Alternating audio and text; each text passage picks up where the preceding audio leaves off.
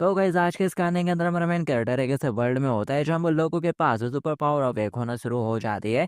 लेकिन हमारे main character की नज़रों में वो सारे बस अजीब सी हरकतें करने वाले कुछ पागल इंसान होते हैं बिकॉज क्योंकि हमारे मेन कैरेक्टर के पास ना कोई सुपर पावर होती है और ना ही ये किसी की सुपर पावर को देख सकता है और ना ही इसके ऊपर किसी के सुपर पावर का असर होता है। लेकिन उन लोगों के साथ एडजस्ट करने के लिए ये भी प्रिटेंड करता रहता है कि हाँ मुझे उन लोगों की पावर नज़र आती है। तो चलो अब लोग अब इसकी स्टोरी को थोड़ा डिटेल में जानते हैं। Let's started.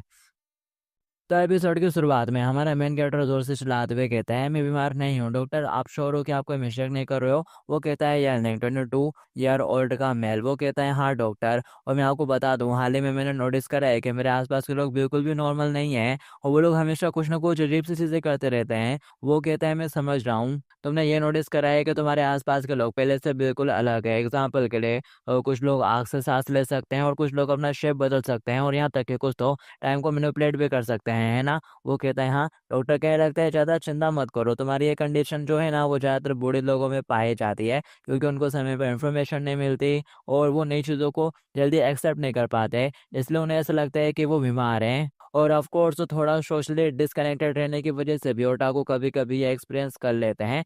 लेकिन तुमको ज़्यादा चिंता करने की ज़रूरत नहीं है, देश ने पहले ही अनाउंस कर दिया है ये एनर्जी के रेजुरेशन की वजह से हो रहा है, स्पिरिचुअल एनर्जी के रेजुरेशन की वजह से ये फिनोमेना हो रहा है और जो स्पेशल इंस्टीट्यूट हैं वो इस्टेब्लिश हो गए हैं और सब धीरे धीरे नॉर्मल हो जाएगा और तुमको स्लोली ये डाइजेस्ट कर लेना चाहिए। और वो कहने लगता है नहीं मैं, तभी डॉक्टर कहता है अंगला और उसको भगा देता है, दूसरे पेशेंट को देखने लगता है वो। और वो बूढ़ा अंकल कह रहा होता है डॉक्टर मैंने एक्सरे ले लिया है, जरा इसे देखिए। वो कह रहा होता है तुम्हारे दिमाग में थोड़ी प्रॉब्लम थी लेकिन मैंने इसे फोटोशॉप से ठीक कर दिया है, अब तुम ठीक हो। अब ये सुनते से एमसी हैरान हो जाता है और कह रहा होता है क्या फोटोशॉप से ब्रेन ठीक कर दिया? मुझे लगता है कि इसके दिमाग में कुछ प्रॉब्लम है। डॉक्टर कहता है हाँ स्पिरिचुअल एनर्जी के पुनरुत्थान के बाद हम स्पिरिचुअल एनर्जी को मेडिकल इंस्ट्रूमेंट के अंदर इनपुट कर सकते हैं, इंसर्ट कर सकते हैं। स्पिरिचुअल एनर्जी के गाइडेंस की वजह से डैमेज एरिया को रिपेयर करना सिंपल और सुविधाजनक हो गया है। और कोई क्वेश्चन वस्तु है? कहता है नहीं नहीं मेरा कोई भी क्वेश्चन नहीं है, मैं बिजी हूँ। और वहां से निकल जाता है।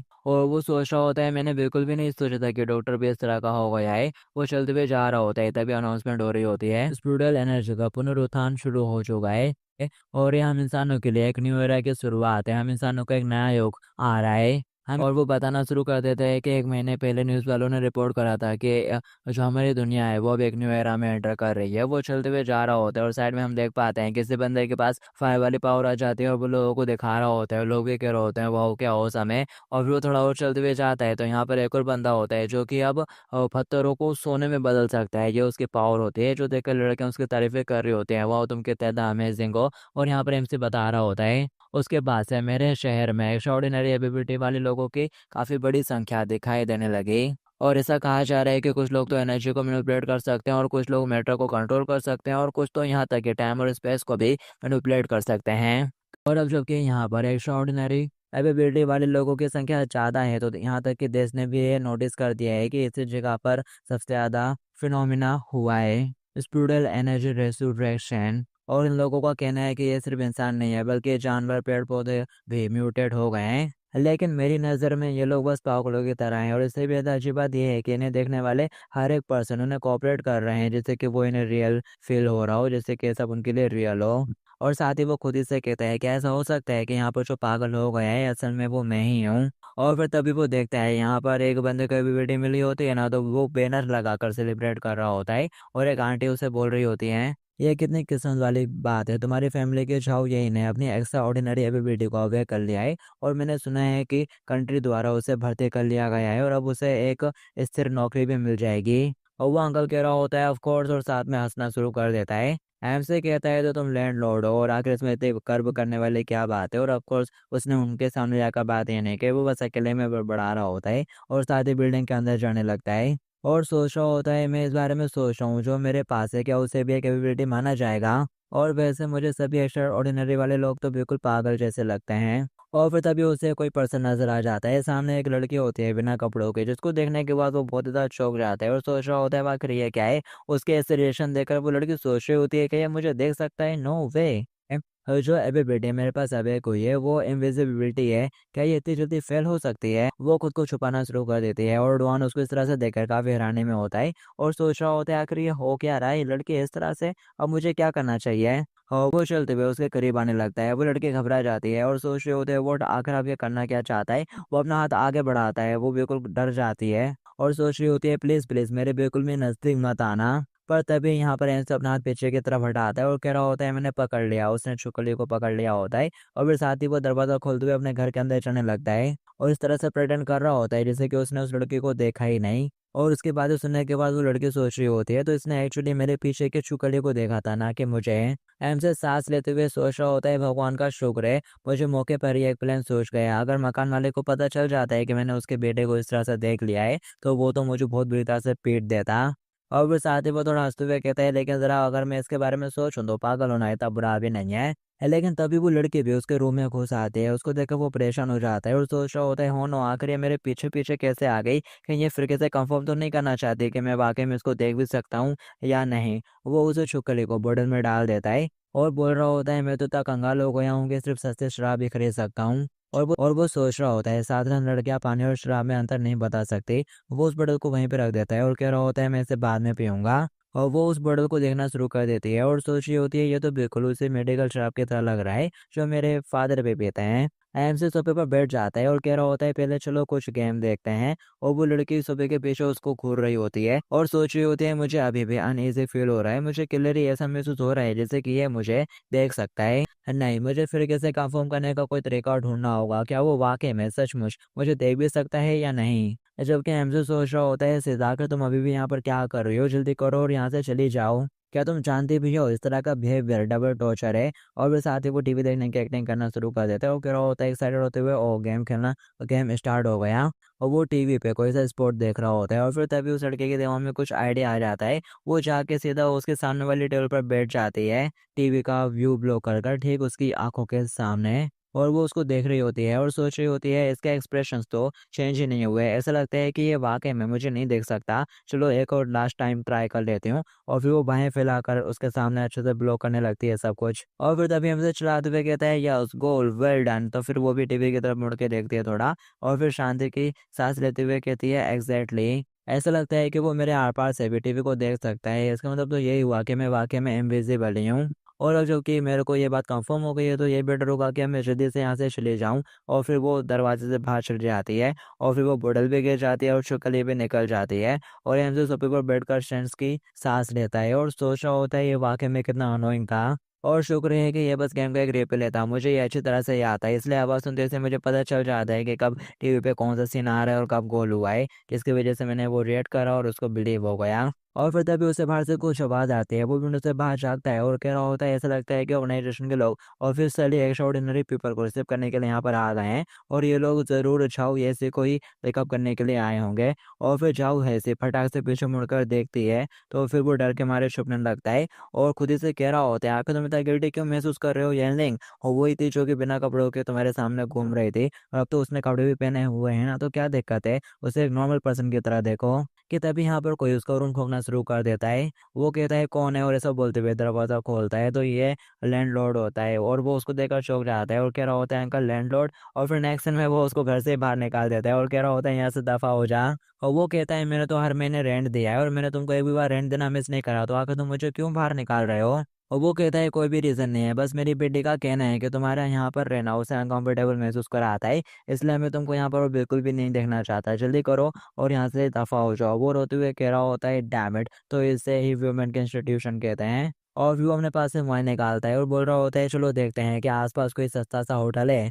और फिर हमें रात के अंधेरे में एक बिल्डिंग का सीन दिखाया जाता है जिसके पास कुछ ब्लैक सूट वाले लोग होते हैं और कह रहे होते हैं इन्वेस्टिगेशन के हिसाब से इस इमारत में 13 लोग लापता हुए हैं। और हमारे इंटेल ने यहाँ पर एक वैगनर की प्रेजेंस को सेंस करा है और वो सारे गरीब लोग हैं जो कि मोल-तोल की तलाश में कम किराए के चक्कर में यहाँ पर आ जाते हैं इस उम्मीद में कि उन्हें कुछ अच्छा मिल गया है, लेकिन एंड में फिर वो जाल में फँस जाते हैं। दूसरा बंदा कहता है हमारे ब्यूरो की प्रायोरिटी स्टेबिलिटी को मेंटेन रखना है। अगर आप लोग अंदर जाते हैं और अपन का सामना अवेकनर्स के साथ होता है तो पहले आप लोग उनको रिक्वायर करने की कोशिश करेंगे, रिक्रूट करने की कोशिश करेंगे। और अगर भर्ती पॉसिबल नहीं हो पाई तो आप लोग उन्हें एलिमिनेट कर देंगे और सभी लोग इसे बिल्कुल भी हल्के में मत लेना। एक बंदा कहने लगता है अब लोग एक क्लास का अवेक नर्स हैं और ऐसे अवेक नर्स से निपटने में क्या चिंता करना जो सिर्फ ऑर्डिनरी लोगों के ऊपर हमला करने का साहस करता है। और फिर वो लोग बिल्डिंग के अंदर चढ़ने लगते हैं। टैबलेट वाला बंदा कहता है जरा संभल कर, वो कह रहा होता है बस बहुत हो गई बातें, चलो चलते हैं। और फिर जैसे वो एंटर करते हैं यहाँ पर जो बिल्डिंग की एंट्रेंस रहती है ना वो बिल्कुल एक मुंह का शेप रहने लगती है और फिर अचानक से कुछ होता है और फिर वो अंदर घुस जाते हैं और हम देख पाते हैं असल में यहाँ पर एक बिल्ली जैसा एंट्रेंस बन गया होता है और फिर उनको कुछ अजीब सा रियलाइज होता है, पर जब तक वो समझ पाते हैं वो बिल्ली अपना मुंह बंद कर लेती है और फिर बस खून निकलता हुआ दिखाया जाता है और उन लोगों की चिल्लाने की आवाज़ें आती हैं। और फिर सुबह हो जाती है, अपन को यह का सीन दिखाया जाता है जो कि किसी बिल्डिंग में हो रहा होता है अभी, और बोल रहा होता है मेरे पैसे रिफंड करने के बारे में क्या। और फिर मकान मालिक कहता है एक्टिंग करते हुए कहता है मेरी मेरी डॉटर की सैलरी अब बहुत ज़्यादा हाई हो गया, मैंने उसके लिए कोई भी इशू नहीं था कि वो खुश है। वो इसी तरह से ऐड करते हुए बता रहा होता है कि उसके मकान मालिक ने यही बात की होती है। वो कह रहा होता है तो पैसों को कोई भी इशू नहीं है, हाँ। और फिर साथ ही बैग पे हाथ मारते हुए कहता है लेकिन मैं अपने पैसों की बात कर रहा था, मेरा क्या, मेरे पास तो पैसों का शॉर्टेज हो रहा है ना। और साथ ही वो वहीं पे गिर जाते हैं और कह रहा होता है मैं तो पूरी तरह से टूट गया हूँ, आखिर मेरे को रहने के लिए घर कहाँ मिलेगा, मेरे को जल्दी से कोई सस्ता घर ढूंढना पड़ेगा। एनीवेज कंप्लेन करने से कुछ भी नहीं होने वाला, मेरे को जितना जल्दी हो सके एक नई प्लेस ढूंढनी पड़ेगी। इससे कोई फर्क नहीं पड़ता चाहे वो कहीं पर भी हो, बस सस्ती हो, जितना ज़्यादा सस्ता उतना ज़्यादा बेहतर। कि तभी उसे एक अपार्टमेंट मिल जाता है जो कि बस 500 रेंट पे दे रहा होता है घर। ये देखने के बाद वो काफ़ी चौंक जाता है और कह रहा होता है क्या 500 मंथली, और ये तो प्राइम सिटी के सेंटर में भी है। और वो एक्साइटेड होते हुए बैठ जाता है और कह रहा होता है लेकिन इस यहाँ पर तो टॉयलेट भी बहुत ज़्यादा महंगे होते हैं, तो आखिर ये अपार्टमेंट इतना सस्ता कैसे मिल रहा है। जब चीज़ें बहुत ज़्यादा अच्छी हो जाए वहाँ पर ज़रूर कुछ फिर से होता है। फिर साथ ही मुड़ के खड़ा हो जाता है और कह रहा होता है जो भी हो मैं वहाँ पर जाकर खुद ही चेक कर लेता हूँ ना। और फिर नेक्स्ट में दिखाया जाता है वो उस बिल्डिंग के पास पहुँच जाता है, पर जब तक अंधेरा हो चुका होता है वो देख रहा होता है और कह रहा होता है ये, वो अंदर जाने लगता है और बोल रहा होता है ये लोकेशन, ये एनवायरनमेंट, इसका मंथली रेट तो 10,000 से भी ज़्यादा होना चाहिए था। लेकिन अब जबकि मैं यहाँ पर ऑलरेडी आ चुका हूँ तो एक बार पूछ ही रहता हूँ और कंफर्म कर लेता हूँ यहाँ के बारे में। और वो ठोकता है लेकिन दरवाज़ा खुल जाता है तो फिर वो भी अंदर आ जाता है और चलते हुए जा रहा होता है और कह रहा होता है क्या इस कॉरिडोर में लाइट तक नहीं है। कि तभी उसे सामने से एक लेडी चलती हुई नजर आती है। वो बोल रही होती है हेलो क्या तुम यहाँ पर रहने के लिए आए हो। और वो कहता है हो, मैं इस तरह के एनवायरनमेंट में एक औरत के इस तरह से अचानक से अपेयर होना, क्या ये कुछ ज़्यादा स्कैरी नहीं है। और वो लेडी बोलती है डरो मत, यहाँ का रेंट बहुत ज़्यादा चीप है, ओनली 500। और अगर तुम्हारे पास सचमुच पैसे नहीं है तो फिर तुम यहाँ पर उधार करके भी रह सकते हो। ये सुनते ही सब एक्साइटेड हो जाते हो, कह रहा होता है गुड बस 500, और अगर पैसे ना हो तो मैं यहाँ पर थोड़े दिनों के लिए उधार से भी रह सकता हूँ। वाह, ये तो बिल्कुल एक चमत्कार की तरह है। वो बहुत ज़्यादा खुश हो जाता है और वो लेडी बोलती है चलो मेरे पीछे आओ। एन कह रहा होता है क्या तुम्हारे पास यहाँ पर पावर का शॉर्टेज है, आखिर लाइट क्यों नहीं है यहाँ पर। वो कहती है अच्छा लाइट, और साथ ही वो एक चटकने को दबाते हुए लाइट चालू कर देती है यहाँ पर। और फिर जैसे ही पूरे में रोशनी होती है वो एक दरवाज़ा खोलते हुए कहती है ये रहा तुम्हारा रूम। और यहाँ पर जो ये है वो भी उस लड़की को देख लेता है और सोच रहा होता है वाह ये कितना ज़्यादा क्यूट है। कि तभी उस लड़की के पीछे से एक ब्लैक कलर की बिल्ली निकल आती है जो कि उसके ऊपर चिल्लाना शुरू कर देती है, शीशे से घुर्रा रही होती है। और वो उसके ऊपर हाथ फेरते हुए कहती है डरो मत, सब ठीक है। यही कहता है अच्छा तो तुम्हारे इस लिटिल कैट को लाइट बर्दाश्त नहीं होती, आई एम सॉरी। वो लेडी बोलते हैं अगर तुम्हें कोई भी इशू नहीं हो तो चलो मैं तुमको तुम्हारा रूम दिखा देती हूँ वजह से। वो कहता है ठीक है। और फिर वो लोग जैसे ही कमरे के अंदर जाते हैं और दरवाजा बंद होता है, कॉरिडोर में फिर से अंधेरा छा जाता है और अलग ही भूत जैसा हो रहा होता है यहाँ पर तो। और अंदर सब अच्छा चल रहा होता है। वो उसको अपना कार्ड देता है और बता रहा होता है कि मेरा नाम ये लेना है और ये रहा मेरा आइडेंटिटी कार्ड। और वो सोच रहा होता है ये एनवायरनमेंट ये वाकई में काफ़ी अच्छा है, और अगर मैं इसे अपनी पुरानी जगह से कंपेयर करूँ तो वो तो कुछ भी नहीं है इसके सामने। ये जगह काफ़ी अच्छी है। और वो उससे पूछता है तुमने कहा था कि यहाँ का रेंट 500 है और मैं चाहूँ तो थोड़ा उधार में भी रह सकता हूँ, क्या ये एकदम सच बात है। वो बोलती है ऑफ कोर्स ये बिल्कुल सच है, और वो उसकी तरफ बढ़ रही होती है किटी की तरह। तब तभी वो कहता है अरे ये तो तुम हो, और यहाँ पर उस लड़के का पूरा ऑरा गायब हो जाता है और वो एक कैट निकाल लेता है वहां से और बोल रहा होता है ये तो तुम्हारी कैट है ना। मतलब कि ये भी तुम्हारी ही बिल्ली होगी है ना, ये छोटी सी बिल्ली है। इसने सारे तार शा बढ़ा लेता है, इसमें कोई हिलाने की बात नहीं है कि घर की लाइट अनबैलेंस थी। और वो बोलती है सॉरी मैं किसी को बुलाकर इसे फिक्स करवा लूंगी। और फिर वो रूम देखने लगता है और वो लड़की सोच रही होती है क्या मैं एक्सपोज हो गई, इस बच्चे ने तो मेरे डिमोनिक पावर को सप्रेस कर दिया, यहाँ के अब नॉर्मल एनवायरनमेंट को बिल्कुल नॉर्मल कर दिया। लेकिन मुझे तो इसके अंदर से बिल्कुल भी स्पिरिचुअल पावर सेंस नहीं हो रही है, ये तो एक नॉर्मल पर्सन लग रहा है, तो आखिर ये मुझे कैसे सप्रेस कर सकता है। और यही कह रहा होता है ये घर तो वाकई में काफी अच्छा है, और दीवार ठोकते हुए कहता है जरा मेरे को चेक करने दो यहाँ की साउंड प्रूफ है कितनी अच्छी है। और वो लड़की सोच रही होती है इसके रिएक्शन से तो ऐसा लग रहा है कि इसने अभी तक यहाँ पर कुछ भी अजीब नोटिस ही नहीं करा है। क्या इस बंदे के पास कोई पावरफुल आर्टिफैक्ट हो सकता है इसके बारे में इसे को खुद ही पता ना हो। और वो बताती है स्पिरिचुअल एनर्जी के पुनरुत्थान के बाद कुछ आइटम्स में स्पेशल तरह की एबिलिटी विकसित हो जाती है जिन्हें आर्टिफैक्ट कहते हैं। और ऑर्डिनरी लोगों को तो ये भी नहीं पता है कि आर्टिफैक्ट जैसा कुछ एग्जिट भी करता है। जब खतरा आता है तो जो आर्टिफैक्ट रहता है वो अपने मालिक को खतरे से बचाने के लिए खुद ही एक्टिवेट हो जाता है। और अगर मैं यहाँ पर इस बच्चे से खुद ही उसका आर्टिफैक्ट हटवा सके तो ये बच्चा शॉपिंग बोर्ड पर पड़ी हुई मछली की तरह हो जाएगा जिसे मैं आसानी से काट सकती हूँ। और वैसे भी मैं अपने हिसाब से यहाँ पर कुछ भी कर सकती हूँ। वो कहता है मैंने मन बना लिया है। तभी वो लेडी एकदम से कुछ करती है जिससे कि ऊपर का अलार्म एक्टिवेट हो जाता है, जिससे पानी निकलना शुरू हो जाता है। और यहाँ पर जो अपना येन रहता है वो गीला होने लगता है और चिल्ला रहा होता है आखिर ये क्या हो रहा है। वो एकदम से उसके करीब आ जाती है उसे पूछने के बहाने और बोल रही होती है सॉरी, लगता है कि यहाँ पर स्मोक डिटेक्टर में कुछ लिटिल इशू हो गया है। और वो उससे बोलती है इसके बारे में क्या ख्याल है, पहले तुम खुद को अच्छे से धो लो, नहा लो। वो कहता है ठीक है। और वो सोच रहा होता है कोई प्रॉब्लम नहीं है, बस थोड़ी सी लीक तो है, 500 रुपये में अब तुम और ज़्यादा क्या मांगोगे। और वो बोलता है ठीक है तो फिर मैं अभी जाकर नहा लेता हूँ और फिर मैं तुमसे तुम्हारा तौलिया उधार ले लूंगा। और वो बाथरूम में चला जाता है और वो लड़की सोच रही होती है मेरे को विश्वास नहीं होता कि मैं अपने प्राइम में भी तुमको हैंडल नहीं कर पा रही हूँ, लेकिन और जबकि तुम अपने कपड़े उतार लोगे तो फिर बात अलग हो जाएगी। और फिर हमें यन का सीन दिखाया जाता है जो कि मस्त आराम से शावर में खड़े होकर नहा रहा होता है और बोल रहा होता है ये कितना कंफर्टेबल है और याद कर रहा होता है उसकी पुरानी जगह पर। उसको तो पानी भी अच्छे से नहीं मिल पाता था और गर्म पानी तो फिर छोड़ ही दो। और उसके कंपैरिजन में ये जगह तो बिल्कुल चमत्कार की तरह है। यहाँ पर सब अलग है, यहाँ पर शावर भी है, गर्म पानी भी है, वो भी कभी भी नहा सकते हो तुम। और यहाँ पर तो पर्सनल बात भी है। इससे ज़्यादा खुशी की चीज़ और क्या हो सकती है जो कि इसे सरप्राइज कर सके इस दुनिया में। हाँ। और वो टब में उतरने लगता है कि तभी पीछे का दरवाज़ा खुलता है। वो दरवाज़ा खुलने की आवाज़ सुन लेता है और फटाक से टब लपेटते हुए कहता है कौन है वहाँ पर। तो ये वो लड़की होती है जो कि अब किटी ड्रेस पहनते हुए उसके पास आने लगती है। उसको ऐसा देखकर वो बहुत ज़्यादा चौंक जाता है और सोच रहा होता है ये क्या चल रहा है। और फिर साथ ही लाइट अप खाते हुए सोच रहा होता है कहीं ऐसा तो नहीं क्या बहुत ही ज़्यादा खुशी वाली चीज़ होने वाली है। वो लड़की म्याऊं म्याऊं करते हुए उसके पास आ रही होती है और फिर साथ ही वो उसको गिरा लेती है और उसके ऊपर चढ़ने लगती है। वो सोच रहा होता है कि ये किसी तरह का रोल प्लेइंग गेम है, क्या तुम मेरे साथ गेम खेलना चाहती हो। और फिर साथ ही वो खुद से कह रहा होता है नहीं नहीं नहीं, ये तो बहुत ज़्यादा इम्पॉसिबल है। मैं इतना ज़्यादा क्या कहते हैं हैंडसम नहीं हूँ कि मेरी नज़र में ये एक लड़की मेरे से एम्बेरस हो जाए। तो फिर वो शर्माते हुए खुद को कवर करता है और बोल रहा होता है मिस लैंडलॉर्ड क्या तुमको कुछ चाहिए है। और वो कह रहा होता है जब तक मैं कपड़े नहीं पहन लेता तब तक के लिए क्या तुम थोड़ा इंतजार कर सकती हो, प्लीज़ यहाँ से चली जाओ। और वो बोलती है क्या तुम कपड़े पहनना चाहते हो, तो मेरे पास वाकई में कुछ ऐसा है जो कि मेरी पावर को रोक सकता है। वो अपना पंजा उठाती है और बोल रही होती है तुम बिल्कुल भी सक्सेस नहीं होगे। तो यहाँ पर उसके कपड़े हवा में उड़ने लगते हैं और दो बिल्लियाँ रहती हैं वो उसके कपड़े को लेकर बाहर भाग जाते हैं। वो चिल्लाते हुए कहता है नहीं रुको मेरे कपड़े। और तभी वो कैट लेडी बीच में आकर रास्ता रोकने लगती है उसका और बोल रही होती है स्ट्रगल मत करो, तुम यहाँ से बच के नहीं जा पाओगे। अब उसको देखकर वो इमरजेंसी ब्रेक लगा लेता है और बोल रहा होता है बच गया, अभी मैं गलत जगह को टच कर लेता। और वो किटी सोच रही होती है तुम काफ़ी भाग्यशाली हो बच्चे, अगर तुम्हारा हाथ मुझे छू लेता तो तुम तुरंत ही मेरी डिमोनिक एनर्जी से भस्म हो जाते।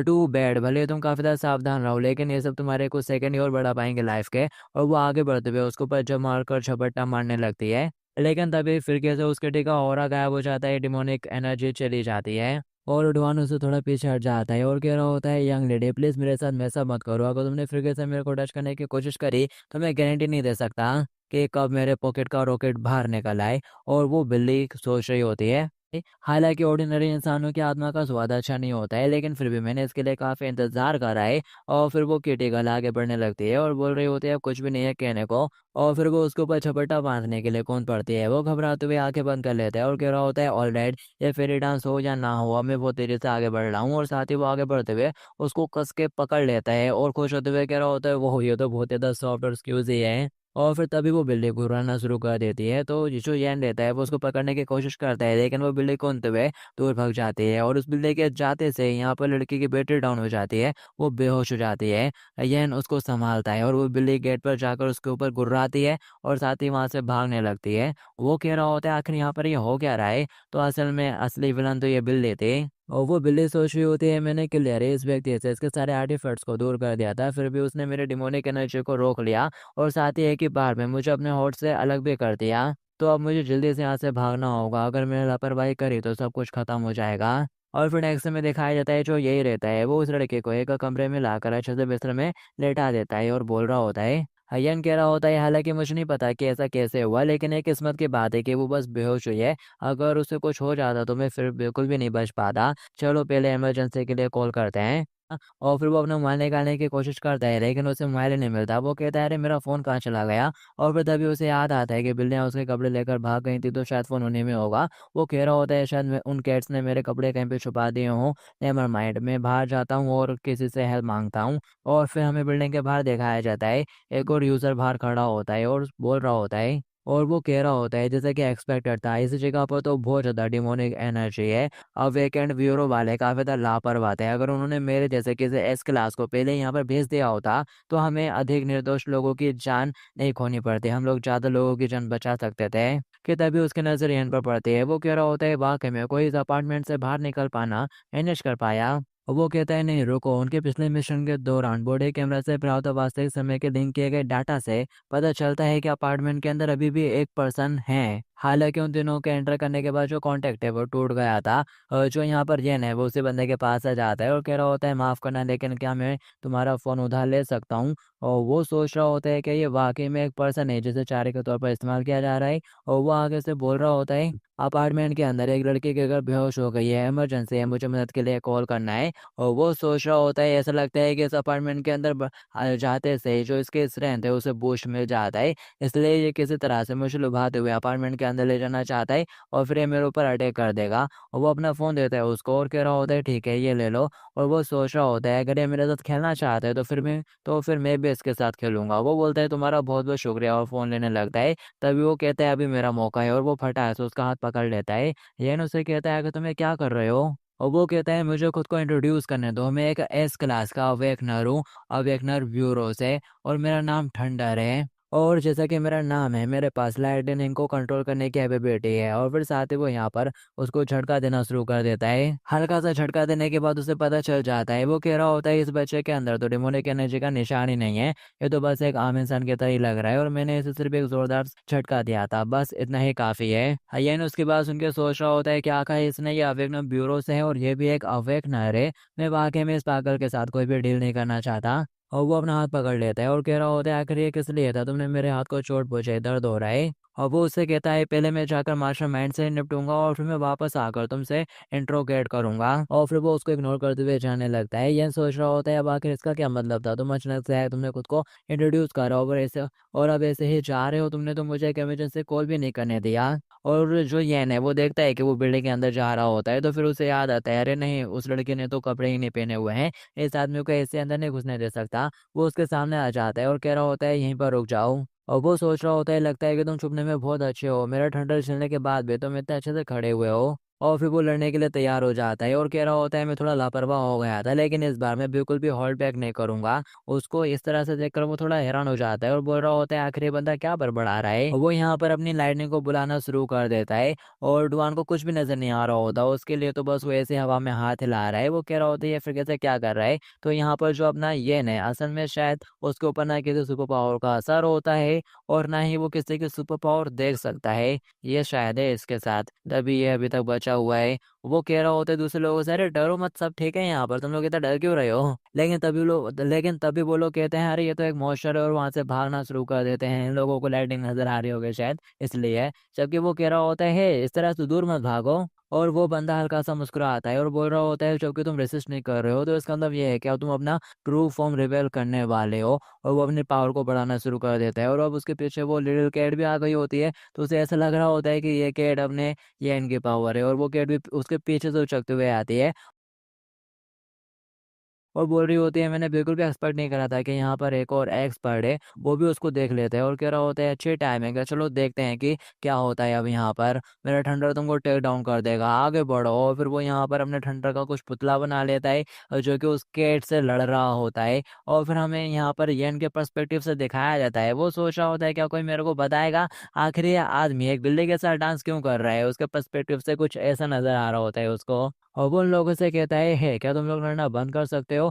अपार्टमेंट में अभी भी एक पेशेंट है जो कि एम्बुलेंस का इंतज़ार कर रही है, लेकिन कोई भी उसकी बात सुन ही नहीं रहा होता है।" तो वो कहता है, "आई गेस लगता है कि अब कोई दूसरी चॉइस नहीं है।" वो फटाक से बिल्ली में लात मारता है और कह रहा होता है, "कहीं और जाकर खेलो।" वो गुस्सा करते हुए वहाँ से चली जाती है और बोल रही होती है, "लिटिल ब्रड तू बस इंतज़ार कर।" अब वो वहाँ से भाग रही है तो वो बंदा भी उसके पीछे पड़ आता है, चिल्ला रहा होता है, "डीमन कहाँ जा रही है तू?" और उसके पीछे निकल जाता है। डॉन कह रहा होता है, "हे! अरे यार ये सब हो क्या रहा है?" और फिर वो डिपार्टमेंट में वापस आ जाता है और कमरे का गेट खोलते हुए कह रहा होता है, अब तो बाहर कोई भी नहीं है जिसका मैं फ़ोन उठा ले सकूँ। तो ऐसा लगता है कि अब मेरे को पेशेंट को हॉस्पिटल ही ले जाना पड़ेगा खुद ही। लेकिन जैसे वो रूम के अंदर आता है, वो देखता है लड़की को होश आ चुका होता है। वो बोलती है, तो फाइनली तुम्हें होश आ गया। अब तुम्हारी हालत कैसी है? क्या तुम्हें हॉस्पिटल जाना है? वो बोलती है, आखिर तुम कौन हो? वो कहता है, व्हाट, क्या तुम इतनी जल्दी मेरे बारे में भूल भी गई? और फिर साथ ही वो कहता है, ज़रा रुको, अगर मैं इसके बारे में थोड़ा सोचूँ तो ये वाक़ई में थोड़ा सस्पिशियस बिहेव कर रही थी पहले। क्या ये पर्सन भी एक अफेक्नर हो सकती है? और क्या यहाँ पर इसकी मेमोरी चली गई है? अगर ये सब कुछ भूल गई है, तो इसका मतलब ये है कि वो प्रॉमिस भी किए उस बारे में भी भूल गई है कि इसने मेरे से वादा करा था कि ये मेरे को यहाँ पर रहने देगी। और फिर साथ ही वो रोना शुरू कर देता है और कह रहा होता है, मेरे ₹500 का इतना अच्छा अपार्टमेंट चला गया कि तभी वो लेडी बोलती है, तुम बुरे पर्सन नहीं लग रहे हो। यन कहता है, बेशक मैं कोई बुरा इंसान नहीं हूँ, लेकिन तुमने ये कैसे पता लगा लिया? सिर्फ मेरे एक सेंटेंस से तुम तो बहुत ही ज़्यादा भरोसा करने वाली पर्सन लग रही हो। और वो बोलती है, जब तुम्हें रियलाइज़ हुआ कि मैंने अपनी याददाश्त खो दी है, तो तुम बिल्कुल भी खुश नहीं लग रहे थे। तो इसका मतलब ये हुआ कि तुम वाक़ई में मेरी बहुत ज़्यादा परवाह करते हो, तो ऑफ़ कोर्स तुम एक बुरे पर्सन नहीं हो। अब ये सुनते से वो कहता है, वाओ! क्या अच्छी एक्सप्लेनेशन थी, ऐसा ही है। हालाँकि बात कुछ और होती है। वो अपना सर पकड़ लेती है और बिस्तर पे मचलना शुरू कर देती है और बोल रही होती है, मेरा सर बहुत ज़ोर से दर्द हो रहा है। वो बोलता है, क्या हो रहा है तुम्हें फिरके से? और वो बोलती है, अरे हाँ, मुझे याद आ गया, मेरा नाम जियो रोंग है और मैं इस अपार्टमेंट की लैंडलॉर्ड हूँ। और क्योंकि मुझे एनिमल्स से बहुत ज़्यादा प्यार था, तो मेरे पास बहुत सारे कैट्स थे। और स्पिरिचुअल एनर्जी रेस्टोरेशन के बाद एक कैट डीमन ने मुझे पोजेस कर लिया था और उसका नाम लिटिल ब्लैक था। हयन कहता है, ये सारी बातें डीमंस और स्पिरिट्स के बारे में, ये सब सिर्फ लोगों की इमेजिनेशन नहीं है क्या? और वो बोलती है, सॉरी, उस कैट ने मेरे को काफ़ी लंबे से पोजेस करके रखा हुआ था, इसलिए मैं अपनी काफ़ी सारी मेमोरीज में कंफ्यूज हूँ। लेकिन मुझे तुम्हारे बारे में याद है, तुमने उस कैट को भगा दिया था डरा के, और जिसकी वजह से मैं अपने कॉन्शियसनेस रिगेन कर पाई। तुम्हारा शुक्रिया। और वो मुंह फेरते हुए सोचता है, हो माई गुडनेस, और उससे कह रहा होता है, तुम्हें पहले कुछ कपड़े पहन लेने चाहिए, तुमने कपड़े नहीं पहने। अब जैसे उसे रियलाइज़ होता है कि उसने कपड़े नहीं पहने, वो शर्माना शुरू कर देती है और खुद को कवर कर लेती है और बोल रही होती है, क्या तुमने मेरे साथ कुछ गलत करा है? अय्यान कहता है, व्हाट, मैं तुम्हें याद हूँ ना? तुम्हें मेरे बारे में याद है तो तुम्हें पता होना ही चाहिए कि मैंने तुम्हारे साथ कुछ भी नहीं करा है। और वो बोलते हैं, वो तो मुझे बेहोश होने से पहले याद है, लेकिन मेरे बेहोश होने के बाद तो तुमने कुछ नहीं करा ना? अय्यान कहता है, मैंने वाकई में तुम्हारे साथ कुछ भी नहीं करा है, उल्टा तो मैंने तुमको बचाया है, लेकिन तुम यहाँ पर मेरे ऊपर ही शक कर रही हो। इस बात ने मेरी फीलिंग को सच में बहुत ज़्यादा हर्ट कर दिया और वो सोच रहा होता है, भगवान का शुक्र है कि कोई भी एविडेंस नहीं बचा है, नहीं तो फिर मैं भले ही पीली नदी में कूद जाता, फिर भी मैं इसको धोखा नहीं दे पाता। और वो बोलती है, अगर तुमने मेरे साथ कुछ भी गलत नहीं करा है, तो फिर तुम मेरा सामना करने से क्यों डर रहे हो? और वो कहता है, आखिर तुम्हारे इस बात से क्या मतलब है? वो आगे से बोलती है, मुझे बताओ, कोई भी बहाना नहीं। तुम थोड़े डरे-डरे से लग रहे हो और मेरे से नज़रें चुरा रहे हो, तो ज़रूर कुछ बात है। वो बोलने लगता है, नहीं, नहीं, असल में तुमने कपड़े नहीं पहने हैं, तो आखिर में से मैं कैसे हिम्मत कर सकता हूँ तुम्हारी तरफ देखने की, और तुम्हें भी पता है ना कि तुमने कपड़े नहीं पहने हैं। और वो बोलती है, तो क्या हो गया? क्या हम इसलिए नहीं देख सकते क्योंकि मैंने कपड़े नहीं पहने हैं? और मुझे धोखा देने की कोशिश मत करो, तुमने मेरे साथ क्या है, बेहतर होगा कि तुम सब कुछ साफ-साफ बता दो। और वो कहता है, ठीक है, मैं घूम रहा हूँ और सोच रहा होता है, ऐसा नहीं है कि मैं जेंटलमैन नहीं हूँ, मेरे को तो यहाँ पर मजबूर होना पड़ रहा है। वो बोलती है, अब ठीक है, और जबकि तुमने कुछ भी गलत नहीं करा है, इसलिए किसी से भी बात करते समय तुम्हें उससे फेस टू फेस बात करनी चाहिए, यही बुनियादी शिष्टाचार है। यन कहता है, हाँ, तुमने जो कुछ भी कहा है वो एकदम सही है, और मेरा एक क्वेश्चन है, कपड़े तुम्हारे लिए क्या पर्पस पूरा करते हैं?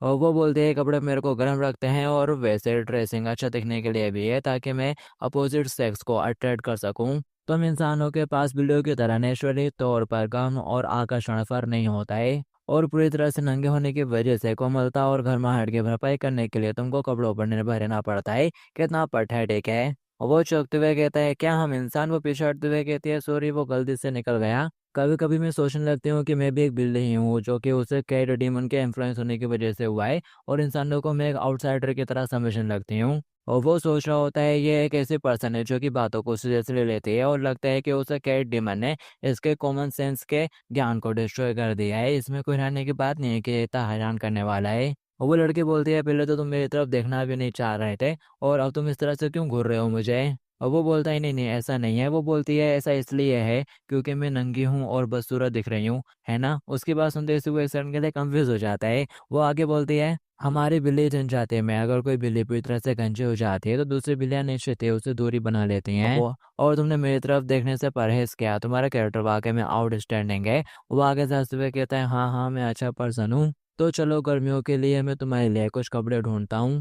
और फिर जैसे वो दरवाज़ा खोलता है और बाहर देखता है, बहुत ज़्यादा हैरान हो जाता है। वो सोच रहा होता है आखिर ये क्या है। उसे कई सारे लोग यहाँ पे पड़े हुए नजर आते हैं। और फिर इसके बाद हमें सीधे अगले दिन का सीन दिखाया जाता है। इस बिल्डिंग को बैन कर दिया होता है, मतलब कि वो येलो टेप चिपका दी होती है, पुलिस एम्बुलेंस आ गई होते हैं यहाँ पर और लोगों को उठाकर ले जाया जा रहा होता है। और लोग बाग बातें करना शुरू कर देते हैं। एक कह रही होती है मैंने सुना है कि ये अपार्टमेंट श्रापित है, अगर एक बार तुम अंदर गए तो फिर कभी भी बाहर नहीं निकल पाओगे। दूसरी लेडी बोलती है यहाँ पर तो पहले ही इतने सारे लोग मर चुके हैं, तो आगे फ्यूचर में कौन ही अब यहाँ पर आने की हिम्मत करेगा। यह सुनते से ही पीछे से वो लड़की चिल्लाते हुए कहती है कोई भी नहीं बड़ा है, बकवास मत करो। और वो अवेकनर ब्यूरो वाले लोग हैं और उन लोगों ने बताया है कि वो लोग बस थोड़ी देर के लिए बेहोश हो गए हैं और इन सबको अवेकनर ब्यूरो ले जाया जाएगा जहाँ पर स्पेशलिस्ट इनका इलाज करेंगे। और वो आंटी कहती है कौन जानता है कि वो लोग उन्हें वाकई में बचा भी रहे हैं या नहीं। और दूसरी भी बोलती है हाँ एग्जैक्टली। और यान को वही ठंडर वाला पर्सन नजर आ जाता है। उसको देखकर वो सोच रहा होता है शायद ये तो कोई पागल है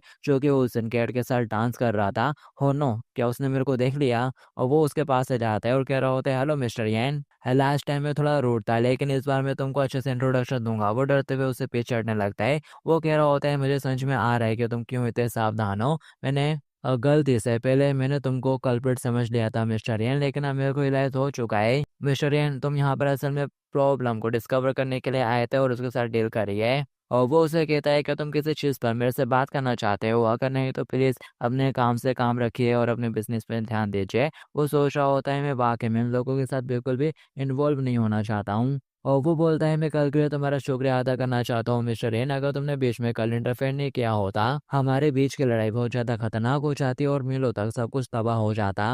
और उसकी बात सुन के वो सोच रहा होता है कल ये पर्सन और मिली जो डांस कर रहे थे क्या वो एक भयानक लड़ाई थी। और वो कहता है अरे हाँ कल तो तुमने उसके साथ जमकर लड़ाई करी थी, तो क्या तुमने उस कैट डेमन को पकड़ लिया। वो बोलता है सॉरी लेकिन वो भाग गया। यन सोचता है बकवास, आखिर कोई पर्सन अपने नंगे हाथों से बिल्ली को कैसे पकड़ सकता है। और वो उसके गले में हाथ डालते हुए कहता है मिस्टर यन मेरे पास तुम्हारे लिए एक रिक्वेस्ट है, मैं उम्मीद करता हूँ कि तुम मेरे प्राइवेट रूटनेस के लिए मुझे माफ़ कर दोगे और हमारे साथ ज्वाइन हो जाओगे अवेकनर ब्यूरो में। यह सुनते ही वो कहता है व्हाट, तुम गलत समझ रहे हो, तुम किसी गलत पर्सन को ये बोल रहे हो, मैं तो बस एक ऑर्डिनरी पर्सन हूँ और मैं तुम्हारे साथ बिल्कुल भी नहीं ज्वाइन हो सकता, नो वे। वो बोलता है मिस्टर एन प्लीज इसके बारे में ज़रा सोचिए। तो वो कहता है नहीं नहीं मेरे को बिल्कुल भी नहीं सोचना है और वो वहाँ से भागने लगता है। और सोच रहा होता है कम होना आखिर कौन तुम जैसे पागलों के साथ ज्वाइन होना चाहेगा। और फिर इसके बाद हमें उसे कैट गर्ल को दिखाया जाता है जो कि अब नॉर्मल हो चुकी है। वो मान में कुछ देख रही होती है और थोड़ी उदास उदास सी लग रही होती है। पीछे से यह ना जाता है और कह रहा होता है क्या हुआ कि तुमने इस तरह का चित्र बना के क्यों रखा हुआ है। वो उसको देखते से खुश हो जाती है और बोल रही होती है तुमको देखते से ही अपनी सारी परेशानियां भूल गई हूँ। यह सुनते से वो थोड़ा शर्मा जाता है और कह रहा होता है क्या मैं तो एंड इतना इंपॉर्टेंट हूँ। और फिर तभी वो मोबाइल में कुछ कैलकुलेट करना शुरू कर देती है और साथ ही उसको बताती है अब से मैं तुमको ऑफिशियली इन्फॉर्म कर रही हूँ, अब से तुम्हारा किराया हर महीने का 35,000 होगा। ये देखते से वो चिल्ला पड़ता है और कह रहा होता है कि तुम 500 वाले शर्त के ऊपर एग्री नहीं हुई थी, आगे तुमने सडन इतना ज़्यादा क्यों इंक्रीज कर दिया है। तुम तो बहुत जल्दी अपने शब्दों से पीछे हट रही हो। वो बोलती है मेरे पास और कोई चॉइस नहीं है, इस एक्सीडेंट के बाद कोई भी किराएदार इतना साहसी नहीं होगा कि वो दोबारा यहाँ पर आकर बस जाएगा। और अभी सिर्फ तुम ही अकेले किराएदार हो इसलिए मुझे तुमसे पैसे मांगने होंगे। और वो घबराते हुए कहता है आखिर इसका मुझसे क्या लेना देना है, क्या तुम पूरी तरह से मेरे ऊपर ही डिपेंड रहने का प्लान बना रही हो। और वो उसके करीब आते हुए कहते हैं हाँ मुझे लगता है कि तुम ऐसा कह सकते हो कि मैं तुमसे मेरे को स्पॉन्सर करने के लिए कह रही हूँ। और वो सोच रहा होता है ऐसा लगता है कि इस लड़के का कॉमन सेंस अभी तक पूरी तरह से वापस नहीं आया है। और वो उससे कहती है ऑल राइट तुमने मेरी जान बचाई थी पहले इसलिए मैं इस महीने के लिए कवर कर लेती हूँ, लेकिन नेक्स्ट मंथ से यही न्यू प्राइसिंग स्टार्ट हो जाएगी ठीक है। और वो उससे कहता है ठीक है लैंडलॉर्ड तुम ही बॉस हो। और फिर साथ ही वो मोबाइल में देखना शुरू कर देता है और कह रहा होता है क्या मजाक है, मेरी सैलरी तो हर महीने बस 5,000 है, इस समय में मैं 35,000 का रेंट कैसे भरूंगा। सबने देखो इससे पहले कि मेरा टाइम खत्म हो मैं जल्दी से कोई सा दूसरा घर ढूंढ लेता हूँ रहने के लिए। तभी यहाँ पर ठंडर आ जाता है और कह रहा होता है मिस्टर रहने ऐसा लगता है कि तुम किसी चीज़ में बिजी हो। वो कह रहा होता है मैं अपने लिए एक नया हाउस ढूंढ रहा हूँ। शेड यहाँ पर तो सारे के सारे घर बहुत ज़्यादा एक्सपेंसिव है, 10,000 और 8,000। तभी वो पीछे से कहता है 1 मिलियन। वो कहता है व्हाट 1 मिलियन आखिर किस चीज़ का है। और वो बताता है अवेकनर ब्यूरो में एक ऑपरेटिव की सैलरी लगभग 1 मिलियन होती है। ये सुनते से वो उसको पकड़ लेता है एक्साइटेड होते हुए और बोल रहा होता है कि तुम जो कह रहे हो वो एकदम सच है। वो कह रहा होता है ऑफ कोर्स ये सच है। एस लेवल का जो अवेकनर होता है ना उसकी सैलरी इतनी ही होती है या फिर इससे भी ज़्यादा हो सकती है। लेकिन मुझे विश्वास है कि ये तो एक छोटे से मेरे 1 मिलियन है तुम्हारे लिए। ये तो तुम्हारे लिए कुछ भी नहीं होगा मिस्टर यन। आफ्टर ऑल तुम्हारी एबिलिटी तो एस लेवल से भी काफ़ी ज़्यादा आगे है। तुम्हारी एबिलिटी ने तो एस लेवल को भी सरपास करके रखा हुआ है। वो कहता है तो बताओ ज़रा जो सबसे ज़्यादा लोवेस्ट लेवल का अवेकनर होता है उसकी सैलरी कितनी होती है। थंडर बोलता है जो लोवेस्ट लेवल होता है वो सी लेवल है और उनकी भी सैलरी लगभग 100,000 होती है। लेकिन आपको इसके बारे में चिंता करने की कोई ज़रूरत नहीं है मिस्टर एन। अब ये सुनते से वो बहुत ज़्यादा एक्साइटेड हो जाता है और कह रहा होता है ये तो बहुत ही अच्छा है। थंडर बताता है सिर्फ बेकार एबिलिटी वाले लोगों को ही ऐसे रैंक के लेवल पर नामांकित किया जाता है। ब्यूरो उन पर ज़्यादा ध्यान नहीं देता, बस उन्हें पैसे दे देता है कुछ ताकि वो परेशानी पैदा ना करें। वो कह रहा होता है अरे कोई भी चिंता की बात नहीं है और सोच रहा होता है वो सोच रहा होता है इसीलिए भी सबसे ज़्यादा सुरक्षित है। उसमें कोई भी मेरे ऊपर ध्यान नहीं देगा, लेकिन मुझे फिर भी पेमेंट मिलती रहेगी। और अगर इन पागलों को फ्यूचर में पता चल भी जाता है कि मेरे पास कोई भी एबिलिटी नहीं है तब भी ये इतना ज़्यादा बुरा नहीं होगा और मेरे को बिना कुछ किए ही 100,000 मिल रहे हैं। हो ये तो बहुत ही अच्छा है। वो उससे कह रहा होता है ठीक है मैं तुम्हारे साथ ब्यूरो में ज्वाइन होऊंगा, लेकिन तुम्हें मुझे सी लेवल अवेटनर के तौर पर ज्वाइन करवाना होगा और इससे ज़्यादा कुछ भी नहीं चाहिए मुझे, ठीक है। और वो कहता है ठीक है फाइन और सोच रहा होता है जो भी हो पहले मैं इसे ब्यूरो में तो लेकर चलूँ, फिर बाद में देखेंगे बाकी। और फिर वो यान को अपने साथ ले चलने लगता है और कह रहा होता है मिस्टर यान प्लीज़ मेरे को फॉलो करो। और फिर साथ ही वो उसको अपनी गाड़ी दिखाता है और बता रहा होता है और वेगनर ब्यूरो के एग्जीक्यूटिव को ना सिर्फ लग्जरी कारें मिलते हैं बल्कि बाकी दूसरे और भी बेनिफिट्स मिलते हैं। हालांकि सिर्फ एक निश्चित स्तर के एग्जीक्यूटिव ही वहां तक पहुंच पाते हैं। और मिस्टर यन तुम्हारे एबिलिटी के साथ तुमको कोई भी प्रॉब्लम नहीं होनी चाहिए। वो कहता है वो ये तो फरारी है ना। और दूसरे सेकंड कहने लगता है इट्स ओके वैसे भी मेरे को इन सारी चीज़ों में वाकई में कोई ज़्यादा इंटरेस्ट नहीं है। और वो सोच रहा होता है कुछ लग्जरी कारों के चक्कर में मैं तुम पागल लोगों के साथ कुछ ज़्यादा ही इन्वॉल्व नहीं होना चाहता। उसकी ये बात सुनने के बाद ठंडर सोच रहा होता है ये तो वाकई में ट्रू मास्टर है जो कि इन सबसे भी ऊंचा रखता है खुद को। और फिर साथ ही हमें इनका सीन दिखाया जाता है वो गाड़ी के ऊपर हाथ फेरते हुए कह रहा होता है क्या खतरनाक कार है यार। और V20 का टर्बो बूस्ट इंजन है लेकिन टू बैड। और वो उसके लिए दरवाजा खोलते हुए कहता है मास्टर एंड प्लीज अंदर आइए। वो अंदर जाने लगता है कि तभी उसे पीछे से आवाज आती है जरा 1 मिनट रुको। वो देखता है और कह रहा होता है अरे लैंड लेडी तो ये तुम हो। और वो उसे कह देता है कि मैं तुम्हारे अपार्टमेंट को 35,000 में ले लूंगा। लेकिन तभी वो कहती है सॉरी अब रेंट इंक्रीज होकर 50,000 हो गया है।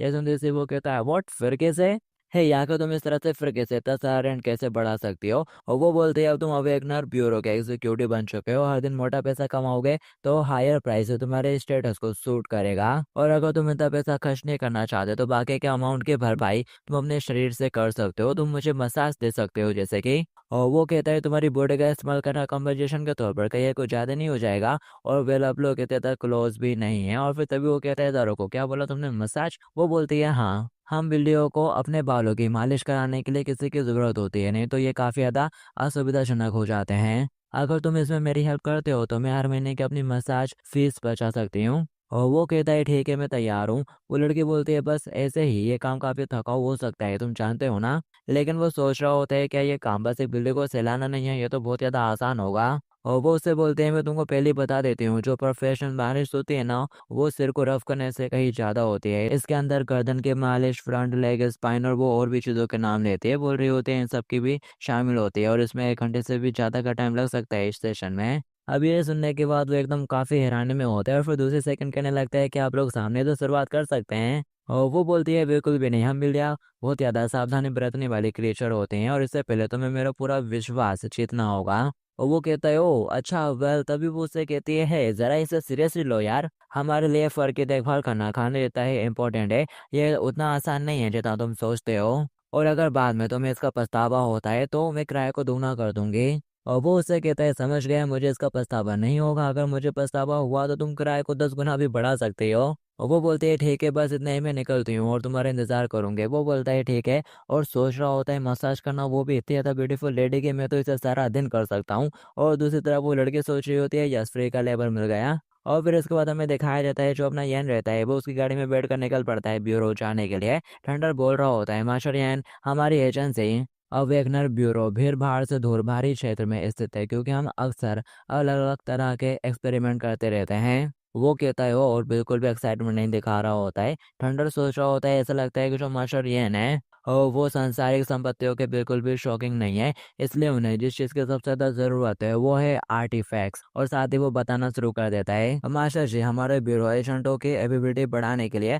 उनको अलग अलग तरह के कई सारे ट्रेजर्स और आर्टिफैक्ट भी देता है। जितना ज़्यादा तुम्हारा ऊंचा लेवल होगा तुम्हें उतने ही बेहतर रिसोर्सेज प्रदान किए जाएंगे। हयन सोच रहा होता है कि इसने अभी तक गिव अप नहीं करा और आखिर किस तरह के आर्टिफैक्ट, लेकिन मेरे लिए तो वो बस ऑर्डिनरी ऑब्जेक्ट की तरह रहेंगे, बिल्कुल यूजलेस। और वो मुंह फेर के बैठ जाता है। ये देखकर ठंडर सोच रहा होता है इन्हें अभी भी इंटरेस्ट नहीं आया, ये तो वाकई में एक मास्टर हैं, ट्रूली मास्टर। लगता है कि जो मास्टर यन है वो ब्यूरो में शामिल होने के लिए थोड़े अनिच्छुक से हैं, क्योंकि उन्हें परेशान किया जाने का डर है और उनका मानना है कि ब्यूरो उन्हें वो नहीं दे सकता जो वो चाहते हैं। ऑलराइट, मुझे ये इंश्योर करना होगा कि ब्यूरो इन्हें बिल्कुल भी कम ना आके और मास्टर यन अच्छे से संतुष्ट हो जाएं। और दूसरी तरफ यन सोच रहा होता है क्या सर दर्द है, और फिर साथ ही वो उसको लेकर एक बड़ी सी बिल्डिंग पर ले आता है और बोल रहा होता है मास्टर आप लोग आ गए, ये वेलकम है आपका हमारे अवेकनर ब्यूरो में। तो बताओ आखिर ये कैसा है, ये वाकई में बहुत ज़्यादा इम्प्रेसिव है ना। वो कहता है मुझे लगता है कि ये ठीक ही है", और सोच रहा होता है कि ये बस एक ऑर्डिनरी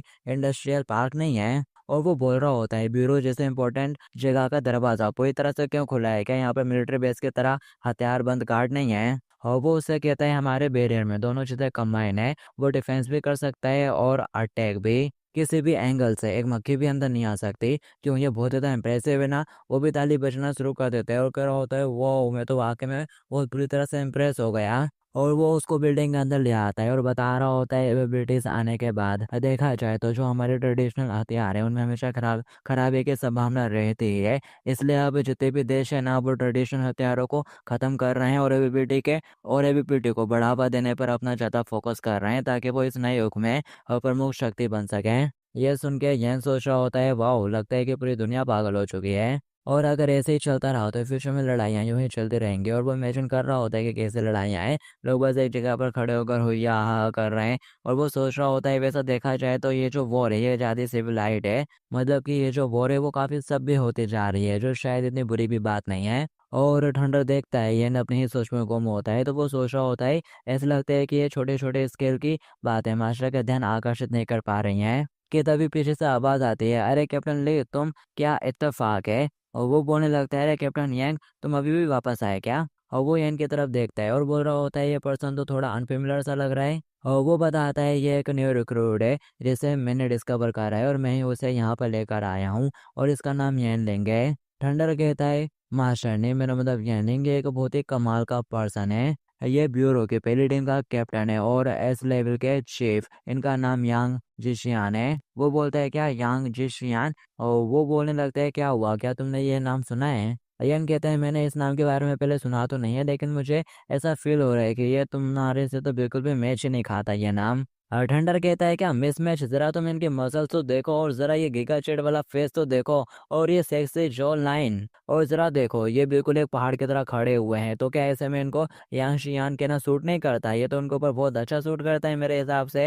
ये सुनते से जो अपना येन है वो सोच रहा होता है कि ये पर्सन अंधा हो गया है। ये तो क्लियर है एक ब्यूटीफुल से क्यूट से लिटिल गर्ल है, उसको वो पहाड़ जैसा बंदा एक छोटी सी लड़की दिखाई दे रहा होता है। वो सोचता है ऐसा लगता है कि ये लोग फिर से कोई गेम खेल रहे हैं। वो लड़की येनलिंग से पूछती है तुम्हारे वे बेटे क्या है। ये सुनते ही वो सोचता है उप्स, लगता है कि ये औरत भी अपने एबीपीडी का यूज कर रही है अपने ट्रू अपीयरेंस को छुपाने के लिए। यान कहने लगता है मैं डेफिनेटली तुम जैसे एस क्लास अवेकनर्स लोगों को जितना पावरफुल नहीं हूँ, मैं तो सिर्फ एक सी क्लास का अवेकनर पर्सन हूँ। ये सुनते ही वो लड़की हैरान हो जाती है और ठंडक से कह रही होती है क्या सी क्लास, क्या वाकई में तुम जैसे एक एस क्लास के पर्सन है सी क्लास के पर्सन को यहाँ पर पर्सनली इन्वाइट करा है। और ठंडा रूप से कहते आ रहे हैं हाँ, मैं एक मिशन को अंजाम देने के लिए गया था, रास्ते में मेरी उससे मुलाकात हो गई, इसलिए मैं उसे यहाँ पर लेकर आ गया। ये सुनने के बाद वो लड़की वो लड़का जो भी हो सोच रहा होता है सी क्लास के जागरूक लोग, सी क्लास का वेगनर्स आमतौर पर बेकार होते हैं। अगर ये बच्चा मेरी असली शक्ल देख सकता है तो वो डेफिनेटली सी क्लास का तो नहीं हो सकता। तो आखिर इसकी एग्जैक्टली एबिलिटी क्या है। ठंडर कहता है यह जरा तुम खुद ही उसको अपने बारे में बताओ। यह कहने लगता है ठंडर उससे कहता है अब तुम यहाँ पर आओ और बात करो, नहीं तो मैं तुम्हारा राज खोल दूंगा, याद रखो। तो फिर वो भी मान जाता है और थोड़ा खांसते हुए कह रहा होता है ठीक है, और बताना शुरू करता है। और वो उससे कहने लगता है वेल हाई सी नियोमी। ये एक टर्म है शायद साइकोलॉजी की तरह, जिसका मतलब ये होता है कि फेस या किसी शारीरिक बनावट से किसी पर्सन की पर्सनैलिटी का अंदाज़ा लगा लेना। इसका मतलब यही होता है, लेकिन इसे हिंदी में बोलते हैं यहाँ पे लोग शारीरिक संरचना, ठीक है। तो वो कहने लगता है मुझे शारीरिक संरचना की थोड़ी बहुत नॉलेज है। मैंने अभी देखा कि कैप्टन यांग के चेहरे की विशेषताएं थोड़ी असामान्य थी, इसलिए मैंने अजीब तरह से रिएक्ट कर दिया। लेकिन यह बहुत ही एक्यूरेट नहीं है। मुझे उम्मीद है कि कैप्टन यांग को इससे ज़्यादा परेशानी नहीं होगी। यांग कहती है क्या एक सी क्लास का फिजियोनोमिस्ट, अगर इसे एस क्लास बनने के लिए ट्रेनिंग दिया गया होता तो क्या यह एक ऐसा पर्सन नहीं बन जाता जो कि भविष्यवाणी कर सकता हो। थंडर कहता है वो जन्मजात अवेगनर लोगों में से एक है जिसमें विकास की कोई सीमा नहीं है, उसमें पोटेंशियल नहीं है आता आगे बढ़ने का। ये सुनते से ही यहाँ कहने लगता है ये तो काफ़ी दुख की बात है। येन कहने लगता है कैप्टन कहीं तो मुझे नीची नज़र से तो नहीं देख रहे हो ना। वो कहता है आखिर तक कैसे हो सकता है, और अपना हाथ मिलाता है उसे बढ़ाने के लिए और बोल रहा होता है जितने भी इंसान है वो सारे इक्वली पैदा हुए हैं, तो उनमें कोई भी डिस्टिंक्शन नहीं है हाई और लो का। और वो दोनों एक दूसरे से हाथ मिलाते हैं और उसके हाथ को पकड़ते से येन कहने लगता है वाह ये कितना ज़्यादा सॉफ्ट है, कितना सेक्सी है। और फिर साथ ही यांग वहाँ से जाने लगता है और कह रहा होता है कैप्टन ली तुम कैरी ऑन करो, मुझे कुछ अटेंड करने के लिए जाना है। वो कहता है ठीक है, और यान भी उसे जाते हुए देख रहा होता है। थंडर कहता है कैप्टन यांग को ब्लेम मत करना तुमसे इतने सारे क्वेश्चन पूछने के लिए, उसने ऐसा इसलिए करा क्योंकि तुम यहाँ पर नए हो और वो तुम्हारे बारे में इतना कुछ नहीं जानता है। लेकिन एक बार जब तुम यहाँ का टेस्ट पास कर लोगे और तुम्हें वर्क का परमिट मिल जाएगा तो फिर वो भी तुमको यहाँ के लोगों की तरह ही अच्छे से ट्रीट करने लगेगा। और वो सोच रहा होता है कि मुझे थंडर को बता देना चाहिए जो यांग जिशियान है वो असल में एक औरत है जो कि उन लोगों से अपना असली रूप छुपा रही है। वो उससे कहता है मिस्टर येन अगर आप अपनी ट्रू पावर दिखा दो तो आप एक क्लास बन सकते हो और टॉप इंस्टीट्यूशन में भी एंट्री पा सकते हो और फिर कोई भी आपसे सवाल नहीं करेगा। और वो सोच रहा होता है भूल जाओ इसके बारे में, मैं तो अभी भी कमज़ोर होने का ही नाटक करूंगा। अगर मैं ये जाहिर कर दूं तो मैं किनारे पर कैसे रह सकता हूँ। वो कहता है ठीक है चलो अब चल के पहले आप लोग सी क्लास के प्रोसीजर को हैंडल करते हैं। और वो कहता है ठीक है, और फिर साथ ही वो यहाँ पर अपना सारा प्रोसीजर निपटाने लगता है। उसे एक फॉर्म फिल कराया जाता है और फिर उसको एक चेयर पे बिठा दिया जाता है जहाँ पर एक मिशन आती है और उसके आँख को स्कैन करती है। और फिर यहाँ पर जो ठंडर रहता है वो उसको एक कार्ड देता है, वो उससे वो कार्ड ले लेता है और कह रहा होता है तो क्या ये प्रूफ है कि मैं सी क्लास का अवेकनर हूँ। और वो कहता है नहीं नहीं ये इस बात का सबूत है कि तुमने रिव्यू पास कर लिया है, एक सी रैंक है। अवेकनर के तौर पर सर्टिफाइड होने के लिए तुमको एक स्पेशल एजेंसी के पास जाना होगा। और वो कहता है अच्छा तो फिर चलो चलते हैं, पर तभी थंडर कहता है इतनी जल्दी किस बात की है मिस्टर यान, चलिए मैं पहले आपको कुछ अच्छा दिखाता हूँ। मेरे पीछे आइए, मैं तुमको अवेगनर ब्यूरो का खजाना दिखाऊंगा, ट्रेजर। और वो सोच रहा होता है हमें इसको कुछ अच्छा और रियल सामान दिखाना चाहता हूँ ताकि ये एक सी क्लास के अवेगनर होने से गिव अप कर दे। और यह सोच रहा होता है ऐसा लगता है कि इसने अभी तक हार नहीं मानी है। और फिर वो यहाँ पर बताने लगता है कि आर्टिफैक्ट जितना ज़्यादा पुराना होता है उसके अंदर जो एनर्जी रहती है वो भी उतनी ज़्यादा पावरफुल होती है। और स्पिरिचुअल एनर्जी के रेस्टोरेशन के बाद ज़्यादातर नेशनल के पास कुछ डिवाइन आर्टिफैक्ट पाए गए हैं और इनमें से कुछ को टॉप इंस्टीट्यूशंस द्वारा कलेक्ट किया जाता है जो कि शो ऑफ करते हैं इनका दूसरे कंट्रोल के सामने है। और हमारे ब्यूरो में जो है इस क्लास का अभियक्नर होता है उसे भी इनमें से कुछ आर्टिफैक्ट दिए जा सकते हैं। और जो यैन है वो कह रहा होता है तुम जो डिवाइन आर्टिफैक्ट के बारे में बातें कर रहे हो मेंशन कराए क्या वो अंदर साइड ही है। वो कहता है हाँ डेट्स राइट। वो कहता है फिर तो ये एक बहुत ज़्यादा इंपॉर्टेंट जगह हुई, लेकिन यहाँ पर भी एक सिक्योरिटी गार्ड नहीं है। थंडर कहता है हमारे पास एक बैरियर है और जो आर्टिफैक्ट होता है उनके अंदर खुद का ही एक एमिट प्रेशर होता है अपने आप में ही, इसलिए जो ऑर्डिनरी लोग रहते हैं वो उनके करीब तक नहीं जा सकते, इसलिए यहाँ पर गार्ड्स की ज़रूरत ही नहीं है। कि तभी यहाँ पर पीछे से कुछ लोग आ जाते हैं और उनके साथ वही बंदा होता है यांग जो कि असल में लड़की है। और वो उन लोगों से कह रहा होता है कि तुम लोग यहाँ पर क्या कर रहे हो। वो पीछे मुड़कर उसकी तरफ देखता है और कह रहा होता है ये फिर कैसे। थंडर बोलता है कैप्टन यांग वो भी की सुपरवाइजर्स के साथ, आखिर आप यहाँ पर क्यों आए हो। टोपी वाला बंदा बताता है कैप्टन यांग को एक खुफिया जानकारी मिली थी कि कोई बंदा है जो कि आर्टिफैक्ट के साथ छेड़छाड़ करना चाहता है, इसलिए वो हमें यहाँ पर लेकर आए हैं ताकि हम डिफेंस की स्टेटस को अच्छे से चेक कर सकें। ठंडर कहता है लेकिन कई सारे सुपरवाइजर्स को इकट्ठा करने के लिए इंस्टीट्यूशन को रिपोर्ट करने की ज़रूरत होती है और तुम यांग कहते हैं जो कि हमको हर एक बेरर को चेक करना है, इसलिए हमें एक एक करके अंदर से जांच करनी होगी और कई सारे सुपरवाइजर्स के आने से कोई परेशानी नहीं होगी। टॉपी वाला बंदा कहता है ये एक इमरजेंसी सिचुएशन है, हालांकि ये प्रोसेसर के खिलाफ है लेकिन ये कैप्टन यांग का मामला है, हम बाद में इसकी भरपाई कर सकते हैं। ये सुनने के बाद जो अपना यैन है वो सोच रहा होता है ऐसे यांग इसे यांग जिशियान का तो काफ़ी बड़ा नेटवर्क है, हर कोई उसे पसंद करता है और इस एक्सीडेंट के बाद वो काफ़ी बड़ी मुसीबत में हो सकता है। तभी वो उन लोगों से कह रहा होता है, एक्सक्यूज़ मी, हमें जाने दो ठंडर। तो ये सुनते से वो दोनों साइड में हटने लगते हैं और ठंडर कह रहा होता है, ज़रूर ज़रूर कैप्टन यांग, आप जा सकते हो। जब आपकी चेकिंग फिनिश हो जाएगी उसके बाद में इस नए लड़के को आर्टिफैक्ट दिखा दूंगा। पर तभी यहाँ पर यांग कहता है, कैप्टन यांग काफ़ी ज़्यादा दयालु हैं, वो निश्चित रूप से नहीं चाहेंगे कि एक नए रिक्रूट पछतावा के साथ रह जाए। ये सुनने के बाद यहाँ कहता है, ठीक है, पहले मैं इस नए आदमी को लेकर जाऊंगा और वहाँ पर सब अच्छे से चेक कर लूंगा। ओके, दरवाज़ा ओपन करो। तो फिर वो सारे दरवाज़ा ओपन करने में लग जाते हैं और ये सोच रहा होता है, ये औरत डेफिनेटली यहाँ पर आर्टिफैक्ट्स को चुराने के लिए आई है। मुझे उम्मीद नहीं थी कि मैं उसे इस तरह से सहयोग से मिलूंगा। तो अब मुझे क्या करना चाहिए, मदद करनी चाहिए या नहीं करनी चाहिए? सच उजागर करने से डेफिनेटली चीज़ें बहुत ज़्यादा कॉम्प्लिकेटेड हो जाएंगी। क्या बिना किसी की नज़र में आए इसे रोकने का कोई तरीका है? और फिर तभी वो कहता है, अरे हाँ, मिल गया। और फिर वो आगे बढ़कर कैप्टन के साथ कुछ करने लगता है जिससे कि वो एकदम से चौंक जाता है यांग। और फिर हमें दिखाया जाता है वो उसके मसल्स पे हाथ फेर रहा होता है जिससे वो काफ़ी चौंक जाता है और वो कह रहा होता है, वाह कैप्टन यांग, तुमने तो ये मसल्स बहुत ही ज़्यादा बड़े बड़े बना दिए यार, वाकई में कितना मैसिव साइकिल है और ये वाकई में एडमायरेबल है। और ये सोच रहा होता है जबकि ये एक लड़की है, इसलिए फिजिकल कॉन्टेक्ट में आते से ही या तो वो बहुत ज़्यादा गुस्सा हो जाएगी एकदम से और अपनी असली पहचान को रिवील कर देगी, या फिर वो इसे बर्दाश्त नहीं कर पाएगी और यहाँ से दूर भाग जाएगी किसी भी तरह से बिना फोर्स का यूज़ करे। मैं यहाँ पर टेबल को बदल सकता हूँ।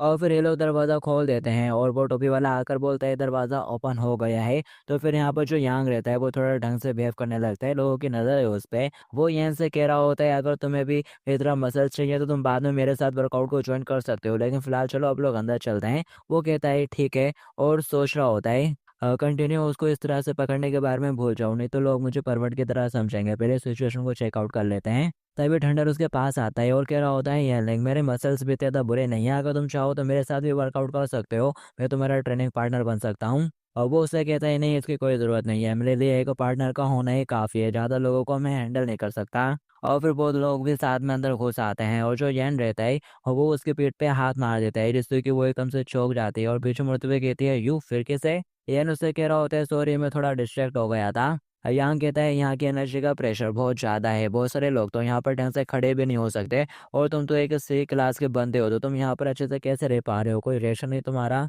और वो सोच रहा होता है कि इसके पास कोई ऐसी एबिलिटी तो नहीं जिसके बारे में इसने पहले कभी मेंशन ही ना करा हो। तब यहाँ पर ठंडर बीच में आ जाता है और उससे भी कह रहा होता है, असल में मैं अपनी स्पिरिचुअल पावर का यूज़ कर रहा हूँ इसको प्रोटेक्ट करने के लिए। वो भी आगे से कहने लगता है, हाँ हाँ ऐसी ही बात है। ठंडर उससे कहता है, लेकिन यांग क्या तुम्हें चोट मोट लगी है कहीं पर? जब ये ने तुमको पीछे से टप कराता है एक्सीडेंटली, तो तुम्हारा रिएक्शन इतना ज़्यादा स्ट्रॉन्ग क्यों था? अब ये सुनते ही वो थोड़ा घबरा जाता है और सोच रहा होता है, हो नो। वो कह रहा होता है, नहीं मैं थोड़ा कुछ ज़्यादा सतर्क हो गया था, मुझे चिंता थी कि कोई आर्टिफैक्ट को देख कर लालच ना कर ले, इसलिए अंदर आने के बाद मैं एकदम हाई अलर्ट पे चला गया था, इसलिए मैं ज़्यादा सेंसिटिव हो गया। और अगर उस इम्पोर्टेंट मोमेंट पर मैं पीछे नहीं हटता तो ये नहीं अब तक मर चुका होता या तो बुरी तरह से घायल हो चुका होता। और यन सोच रहा होता है, तो तुमने वाकई में ये बात कहने की हिम्मत करी थी। और यांग कहता है, यन ली, तुम यहाँ से यन को ले जाओ और जितनी जल्दी हो सके यहाँ से चले जाओ। अगर तुम आर्टिफैक्ट की एनर्जी के प्रभाव से उसको बचाने के चक्कर में अपनी स्पिरिचुअल एनर्जी को इस तरह से बिखेरते रहोगे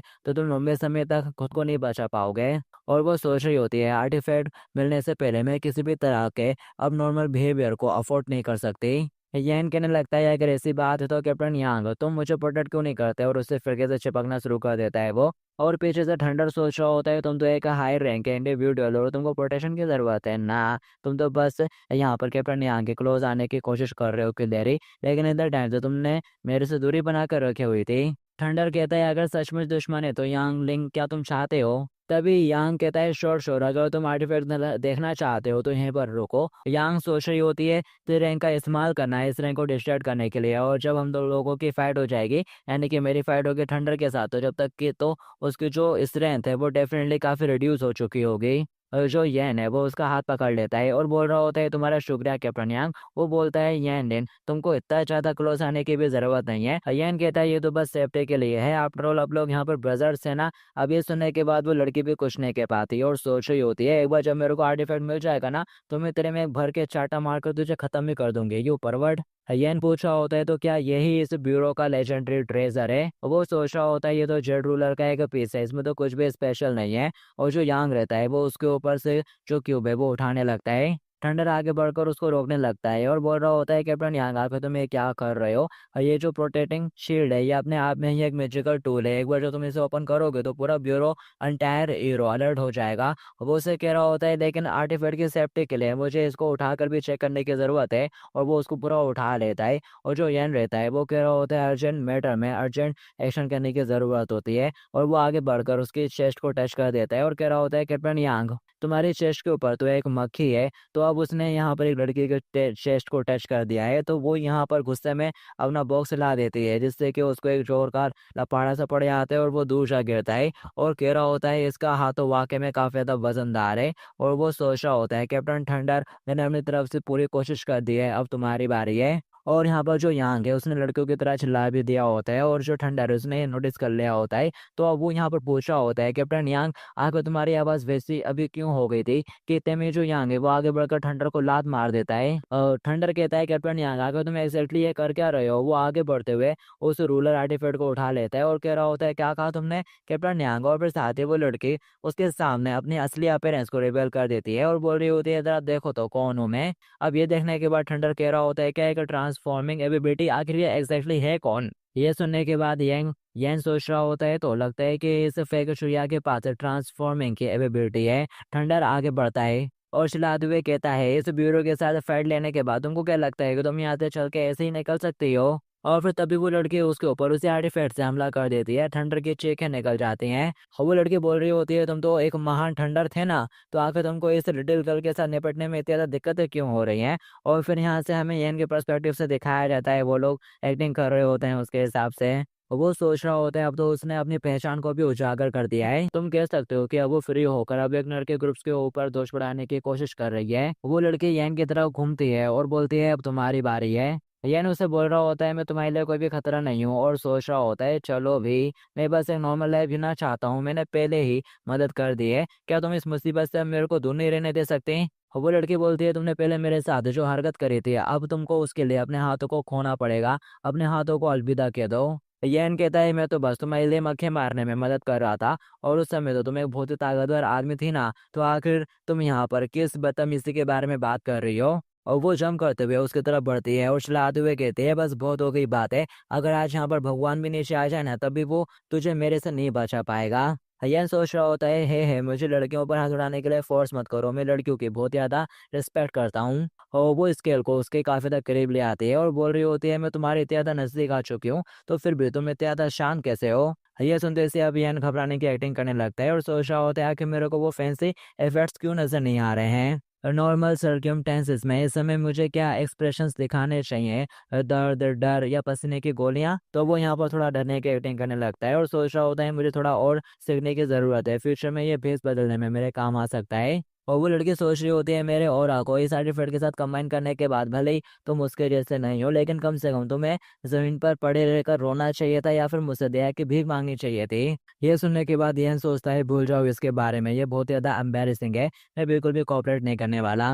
वो लड़की बोलती है ये तो काफ़ी दिलचस्प बात है, भले ही तुम सिर्फ एक सी रैंक वाले अवेकनर हो लेकिन तुम्हारी मेंटल टफनेस एक एस रैंक वाले अवेकनर से भी कई ज़्यादा स्ट्रॉन्ग है। अब इसमें कोई हैरानी की बात नहीं है कि तुम ब्यूरो में शामिल हो सकते हो। और वो उसकी बात सुनने के बाद सोच रहा होता है जब तक कि मेरा ये सीक्रेट एक्सपोज नहीं हो जाता कि मैं एबिलिटीज को नहीं देख सकता तब तक के लिए तो मैं यहाँ पर रह ही सकता हूँ। तभी वो लड़की उसको कॉलर से पकड़ लेती है और बोल रही होती है मेरा ओरिजिनल प्लान तो ये था कि मैं तुम्हारे हाथों को काट दूंगी लेकिन अब तुम मरने के लिए तैयार हो जाओ। और फिर तभी यहाँ पर कुछ लोगों की चिल्लाने की आवाज़ आना शुरू हो जाती है, कोई कह रहा होता है जल्दी करो, ऐसा लगता है कि ब्यूरो के अंदर कोई घुस आया है और आर्टिफैक्ट लाने की कोशिश कर रहा है, अब लोग उसको यहाँ से बिल्कुल भी बच के नहीं जाने दे सकते। और यह आवाज़ वो लड़की भी सुन लेती है और बोल रही होती है ये लोग तो काफ़ी ज़्यादा फास्ट निकले। और साथ ही वो जंप करते हुए पीछे हट जाती है, दरवाजे के पास पहुंच जाती है और बोल रही होती है अभी के लिए तो मैं तुमको जाने दे रही हूँ लेकिन किस्मत अपन लोगों को दोबारा मिलाएगी, मतलब कि अगर किस्मत ने अलाउ करा तो फिर आप लोग दोबारा मिलेंगे। और ऐसा कह के वो वहां से जाने लगती है और ठंडर कह रहा होता है भागो मत लिन जल्दी करो। और फिर तभी यहाँ पर ये नाटक करना शुरू कर देता है, वो कह रहा होता है ये नहीं अगर तुम्हें कर क्या रहे हो। वो नीचे गिर जाता है और कह रहा होता है मैं नॉकआउट हो चुका हूँ। और वो उसको उठाता है और कहता है ये नहीं प्लीज अभी मजाक करने का वक्त नहीं है। जल्दी करो और उस सूरत को रोको। अगर तुम ऐसा करते हो तो फिर मैं ब्यूरो से रिक्वेस्ट करके तुम्हें भी एक आर्टिफैक्ट दिलवा सकता हूँ। यन सोच रहा होता है मुझे तुम्हारा सड़ा हुआ आर्टिफैक्ट नहीं चाहिए। मैं बिल्कुल भी अब बहुत ज़्यादा मैच में इन्वॉल्व नहीं होना चाहता। और वो कहने लगता है हो नो वो रहा तो बहुत ज़्यादा पावरफुल है, स्पेशली उसके हाथ में आर्टिफैक्ट आ गया है जिसकी वजह से वो बहुत ज़्यादा पावरफुल हो चुकी है। और मेरे जैसा एक तुच्छ सा सी रैंक का अवेकनर उसका ओपोनेंट कैसे हो सकता है। थंडर कहता है ठीक है, मैं अपना एग्रीमेंट कंटिन्यू रखूंगा और इंश्योर करूंगा कि मास्टरन बिल्कुल भी एक्सपोज ना हो, लेकिन प्लीज अपना ये नाटक करना बंद करो। और अब ये जो ब्यूरो है उसे मैन पावर की जरूरत है। मास्टरन ये लो कार्ड, अब यहाँ से तुमको खुद ही जाना पड़ेगा आगे की प्रोसेस के लिए। ये एक्सेस कार्ड है, इसे ले लो। वो उसको लेकर खुश हो जाता है और उससे कह रहा होता है तुम एकदम निश्चित हो जाओ, मैं इसे अपने आप संभाल लूंगा, तुम बस अपने बिजनेस के ऊपर ध्यान दो। और वो वहां से जाने लगता है गुनगुनाते हुए। वो सोच रहा होता है मास्टरन वाकई में। और फिर इसके बाद हमें टेस्ट वाली जगह का सीन दिखाया जाता है जहाँ पर ऑलरेडी कई सारे लोग इकट्ठा होते हैं और अपनी पावर का प्रदर्शन करने में लगे हुए रहते हैं। कोई साइज में बड़ा होता है, कोई हवा में उड़ रहा होता है और कोई तो रबड़ मैन की तरह अपने हाथों को लंबा करके रखा होता है। लेकिन ये इनकी नज़रों में वो बस पागल हैं जो कि बस चिल्लाए जा रहे हैं क्योंकि उसको उनकी पावर नज़र नहीं आती ना। और वो सोच रहा होता है मैंने बिल्कुल भी एक्सपेक्ट नहीं करा था कि ब्यूरो इतना चौटेक है। और फिर तभी उसकी नज़र किसी लड़के को वो पड़ जाती है जो कि और कोई नहीं, वही वाली लड़की होती है जो कि शुरुआत में देखी थी उस घर के अंदर बिना कपड़ों के। तो दिखाया जाता है वो उसकी तरफ देख लेता है और वो लड़की भी इसकी तरफ देख लेती है और उससे कह रही होती है तुम एक्चुअली मेरे को देख सकते हो है ना, और तुम तो वही बंदे हो और यहाँ पर भी आ गए। दिखाया जाता है फिर उसे याद आ जाता है और कह रहा होता है अरे नहीं ये तो वही वाली लड़की है। और बोल रहा होता है हो नो क्या अभी इसका इनविजिबल मोड ऑन है, और क्या लास्ट टाइम तुमको अपने कपड़े उतारने की जरूरत नहीं थी, अब तुम कपड़े पहनने पहने कर रही हो। हाँ, तो फिर वो फिर के से नाटक करना शुरू कर देता है जैसे कि उसने उसको देखा ही नहीं। वो कह रहा होता है हो नो ये हवा, अरे नहीं यहाँ पर तो कोई भी हवा नहीं है, ये तो बस डस्ट है जो कि ग्राउंड से उठ रही है। क्या यहाँ आसपास कुछ और भी हो सकता है? हो ये तो काफी अजीब है, यहाँ पर तो कुछ भी नहीं है, बस बहुत ज्यादा डस्ट है, लेकिन इतना ज्यादा डस्ट क्यों है? अब उसकी नोटिंग देखने के बाद वो सोच रही होती है क्या ये डस्ट को ऑब्जर्व कर सकता है? मैंने तो कभी भी ऐसे टैलेंट के बारे में नहीं सुना है, और अगर ये यहाँ ब्यूरो में है तो इसका मतलब ये भी एक अवेकेड एबिलिटी यूजर है। तो फिर यहाँ पर वो अपना इनविजिबिलिटी वाला मोड टर्न ऑफ करती है और उसको आवाज देती है एलिंग आगे तुम यहाँ पर क्या कर रहे हो? तो उसको देखकर अब येन भी थोड़ा हैरानी वाला रिएक्शन देता है और कह रहा होता है जाओ ऐसी। वो उससे कह रही होती है आगे तुम कब वेक हो गए? और वो कहता है अभी ज़्यादा टाइम नहीं हुआ, जो तुमको ब्यूरो वाले ले गए थे ना उसी बीच हुआ ये। वो उससे पूछते हैं तो बताओ फिर तुम्हारी एबिलिटी क्या है? येन कहता है ये कुछ कुछ भाग बताने जैसा है, लेकिन जो पर्सन मेरे को यहाँ पर लेकर आया था उसने कहा है कि तो सिर्फ एक सी लेवल की एबिलिटी है, सबसे ज़्यादा लोएस्ट। और वो कह रहा होता है मनी मन में है ज़्यादा फेमिलियर बनने की कोशिश मत करो, अब लोग इतने ज़्यादा भी करीब नहीं है। जाओ कहते हैं अच्छा तो कोई पर्सन तुमको लेकर आया था, तुम अभी तक असाइन नहीं हुए हो है ना? और साथ ही वो उसको पकड़ लेती है और बोल रही होती है आप लोग फ्रेंड है ना, चलो मैं तुमको वहां पर लेकर चलती हूँ। ये सोच रहा होता है ये जाओ ऐसे तो बहुत ज़्यादा प्राउड में रहते थे और पहले मुझसे ज़रा से भी बात भी नहीं करती थी, मेरी तरफ भी नहीं देखती थी, और ज़रा अब देखो लगता है कि ये मेरी एबिलिटी को कंफर्म करना चाहती है। और वो उसे अपना हाथ छुड़ा लेता है और कह रहा होता है मैं किसी भी ऐसे दोस्तों को नहीं जानता हूँ जो कि लात मारकर लोगों को बाहर निकाल देता है। वो कहने लगती है नहीं ऐसा नहीं है। कि तभी वो बोलता है तुम्हारे डैड ने खुद कहा है तो आखिर इसमें क्या ही डाउट होगा, तुम्हारी जैसे प्रिंसेस को मेरे जैसे गरीब बंदे से दूर ही रहना चाहिए, इसलिए चलो डिस्टेंस बरकरार रखते हैं। और वो वहां से जाने लगता है तो पीछे से वो भी उसे चढ़ाना शुरू कर देती है अनोइंग घोष कहते हुए। और फिर यहाँ पर जो यन रहता है वो उसे कमरे तक पहुंच जाता है जहाँ पर उसका टेस्ट लिया जाएगा। वो ठोकता है और बोल रहा होता है चलो जल्दी से काम कर कर निकलते हैं यहाँ से, ताकि चाहो ये सो इनविजिबिलिटी का इस्तेमाल करते हुए मेरे इधर उधर घूम कर मुझे परेशान ना करे। एक बंदा दरवाजा खोलता है और कह रहा होता है तुम तभी यहाँ पर ये उसके सामने काट कर देता है और कह रहा होता है हेलो मैं ये नुंगू, मैं इस ब्यूरो में न्यू ज्वाइन हुआ हूँ। और वो उसे वो कार्ड ले लेता है और बोलता है आओ मेरे पीछे चलो। और वो उसे पूछता है क्या ऐसा पॉसिबल हो सकता है कि मेरी एबिलिटी इतना कमजोर हो कि उसे डिटेक्ट ही ना किया जा सके? और वो बंदा कहता है चिंता मत करो, सभी एबिलिटीज को स्पेशल इक्विपमेंट से टेस्ट किया जाता है और वीकनेस कोई प्रॉब्लम नहीं है, तुम ट्रेनिंग कर कर उसकी पावर को बढ़ा सकते हो। अब ये सुनते से ही जैन सोचता है वो अब मेरे को सच में आया है कि चाहो इसी को अब अनड्रेस होने की जरूरत क्यों नहीं पड़ रही है इनविजिबल बनने के लिए। उसने ट्रेनिंग करके खुद के एबिलिटी को थोड़ा बढ़ा लिया है मतलब। और वो बंदा उसको अपने साथ एक शिका पर ले आता है और कह रहा होता है ये वो डिवाइस है जो कि हमने स्पिरिचुअल एनर्जी से डेवलप करा है। और जो ये है वो उसे देखते हैं और देखकर काफी ज्यादा हैरान हो जाते हैं और कह रहा होता है ये तो एक हैंडक्राफ्ट है। और वो बंदा बताता है असल में जो ये कार्ड है ना इसके अंदर एक स्पेशल तरह की फॉर्मेशन है और इससे सिर्फ वही ड्राइव कर सकता है जिसके पास स्पिरिचुअल एनर्जी होती है। और वो तुम्हारी स्पिरिचुअल एनर्जी जितना ज़्यादा स्ट्रॉन्गर हो गए तुम इस कार्ड को उतना आगे तक ड्राइव कर पाओगे, ए तक या फिर उससे भी ज़्यादा आगे तक। हयन उससे कहता है तो फिर वो लोग आखिर एवेबिलिटी के टाइप को कैसे टेस्ट करते हैं, और वो बंदा कहता है फिलहाल के लिए तुम इस टेस्ट को समझो। आफ्टर रोल जितनी ज़्यादा स्पिरिचुअल एनर्जी होगी उतनी ज़्यादा बेहतर होगा। और वो येन को अंदर जाने के लिए बोलता है तो येन अंदर चला जाता है और उस कार्ड को पकड़ लेता है और खुश होते हुए कह रहा होता है ग्रेड, मतलब कि मैं अपने हिसाब से उसको धक्का देकर किसी भी लेवल पर ले जा सकता हूँ। और मेरे को तो इसके अंदर से बिल्कुल भी स्पिरिचुअल एरा सेंस ही नहीं हो रहा है, ये तो बिल्कुल एक ऑर्डिनरी हैंड कार्ड की तरह लग रही है। और देखने से लग रहा है कि ये तो काफ़ी ज़्यादा हैवी होगी, तो बस मुझे इसे हल्का-सा धक्का देना है और फिर ये इसी पर चली जाएगी। 1 महीने में 100,000 की इनकम मैं आ रहा हूँ, और वो तेज़ी से धक्का देने के लिए तैयार हो जाता है, लेकिन उफ्स करते हुए गिर जाता है और सोच रहा होता है चिड़िया तो बहुत ज़्यादा हल्की निकली, मैं तो ज़्यादा ही दमदार समझ रहा था इसे। उसने ज़ोर का धक्का दे दिया होता है तो वो काफ़ी आगे तक चली जाती है और वो कहने लगता है ओह! ये तो एक ए लेवल का वेगनर है। वो कहता है शिट, मेरा टारगेट तो सी था ना, और वो फटाक से आगे जाकर उस कार्ड को पकड़कर पीछे सी पर ले आता है। तो फिर वहाँ पर सी वाली बत्ती जलने लगती है और वो हैरानी से कह रहा होता है आखिर लेवल सी में क्यों चेंज हो गया। और फिर वो येन को आवाज़ देता है तुम पहले बाहर आ जाओ। ये सुनते से वो थोड़ा घबरा जाता है और कह रहा होता है कि इसने मेरे को देख लिया हैंडक्राफ्ट को पीछे करते हुए। और वो बाहर आ जाता है और कह रहा होता है क्या हो गया, क्या इंस्ट्रूमेंट में कोई मेल फंक्शन हो रहा है। और वो उससे कहता है एक्सक्यूज मी, रिजल्ट के बारे में क्या। और वो बंदा कहता है ऐसा तो आज से पहले कभी भी नहीं हुआ, मैंने क्लियरली देखा था वो ए लेवल शो कर रहा था और फिर सडनली पीछे होकर सी लेवल शो करने लगा।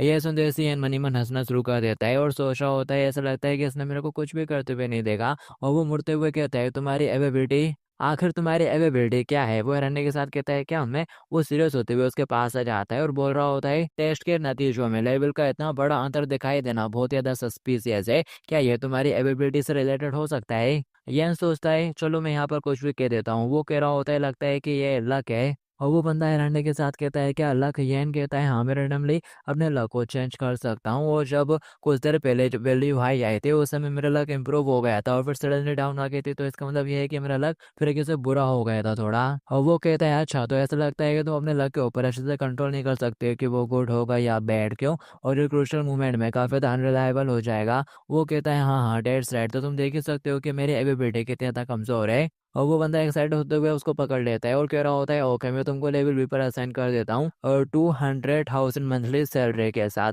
और एक बार जब तुम अपने पावर को डेवलप कर लोगे तो हम तुम्हें और ज़्यादा आगे प्रमोशन कर देंगे।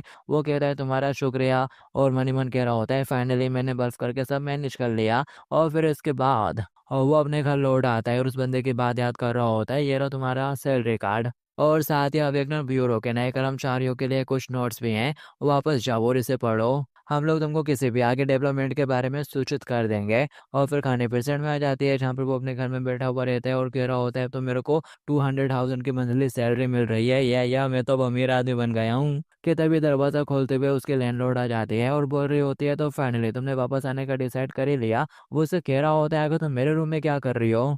और बस गाइस इस वीडियो के लिए इतना ही। अगर आप लोग चाहते हो कि मैं इसका नेक्स्ट पार्ट भी लेकर आऊँ तो ज़्यादा कुछ नहीं, इस वीडियो के ऊपर 1 के लाइक और 100 कमेंट का टारगेट पूरा कर देना और फिर मैं पक्का इसका नेक्स्ट पार्ट भी लेकर आऊँगा। जब तक के लिए टू बी कंटिन्यूड।